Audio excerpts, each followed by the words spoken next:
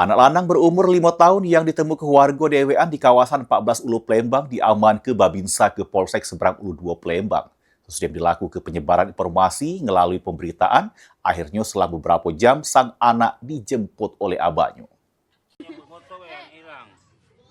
Anak lanang berumur 5 tahun ditemukan di kawasan 14 Ulu, Kecamatan Seberang Ulu 2 Plembang, ditemukan DWN di pemukiman warga. Dapat informasi tersebut, Babinsa Polsek Seberang Ulu 2 Plembang langsung datangi lokasi mengamankan anak tersebut ke Polsek sembari nunggu pihak keluarganya datang menjemput.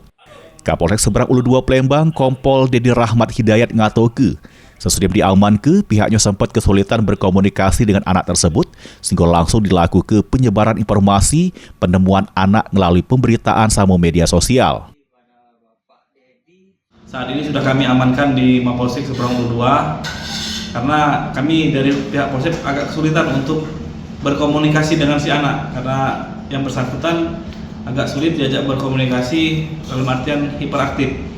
Mohon untuk warga atau keluarganya yang kehilangan anaknya segera menghubungi Polsek Seberang Ulu 2. Sesudah dilakukan pemberitaan, setelah beberapa jam, abah dari sang anak datang menjemput ke Polsek.